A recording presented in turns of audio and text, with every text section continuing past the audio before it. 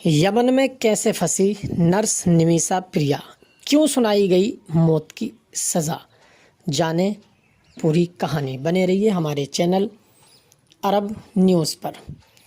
Yemen के युवक की हत्या के मामले में भारतीय नर्स निमिषा प्रिया को मौत की सज़ा सुनाई गई है। यमन के राष्ट्रपति रशद अल अलीमी ने मंजूरी दे दी है।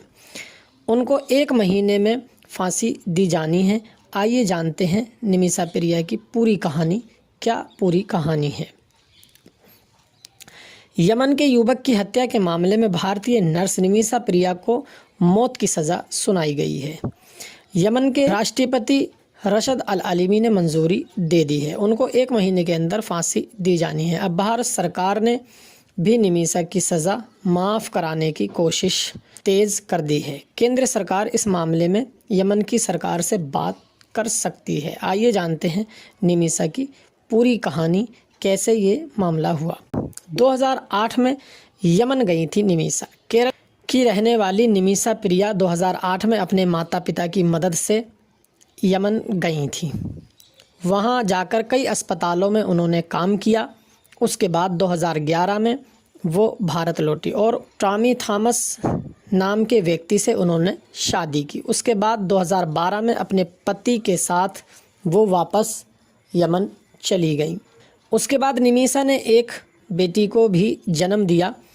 2014 में आर्थिक तंगी हुई तो निमिषा के पति और बेटी दोनों वापस इंडिया लौट आए।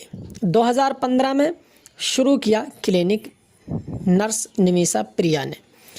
यमन में अपना क्लिनिक खोलना चाहती थी। यमन के नियमों के मुताबिक बाहर का कोई भी व्यक्ति वहां पर कोई अगर काम अपना शुरू करना चाहता है तो वहां के व्यक्ति की साझेदारी ज़रूरी है। वहां के एक नागरिक तलाल अब्दो मेहंदी से संपर्क बनाया और उनकी साझेदारी की और उसकी वजह से उन्होंने क्लिनिक खोल दिया। क्लिनिक खोलने के कुछ समय बाद 2015 में निमिषा 1 महीने के लिए केरल आई। निमिषा के साथ मेहंदी भी केरल आया था। उसके बाद उसके घर आने के बाद उसने उसकी शादी की कोई फ़ोटो एक चुरा ली। उसके बाद उस फ़ोटो से छेड़छाड़ की और उसके बाद में उसने वहां जाने के बाद उसको अपनी पत्नी बताना शुरू कर दिया। यानी जो मेहंदी था वो पहले से ही शादीशुदा था। उसके बाद ये उसको निमिषा को अपनी दूसरी पत्नी बताता था, परेशान भी करता था, उसको टॉर्चर करता था। उसके बाद उसका पासपोर्ट भी उसने जब्त कर लिया था।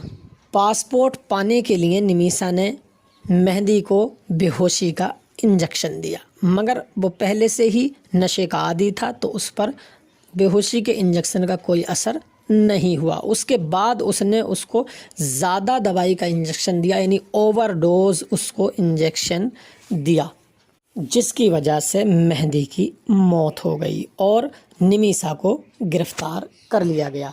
2020 के अंदर एक वहाँ की छोटी कोर्ट ने उसको सजाए मौत सुनाई। यमन की सुप्रीम कोर्ट ने नवंबर 2023 में फैसले को बरकरार रखा, लेकिन ब्लड मनी की विकल्प खुला। यानी जो मरने वाला शख्स है उसके परिवार से मिल कर के बात करके उसका हर्जाना जो है वो अगर भर दें तो उसकी सज़ा को माफ़ करा लिया जाएगा, यानी उसकी सज़ा माफ़ कर दी जाएगी। लेकिन अब 30 दिसंबर 2024 को यमन के राष्ट्रपति ने उसकी मौत की मंजूरी दे दी है, यानी फांसी की मंजूरी दे दी है। निमिषा के परिवार ने विदेश मंत्रालय से गुहार लगाई है कि हमारी मदद की जाए और इसमें विदेश मंत्रालय ने उनको मदद का भरोसा भी दिया है।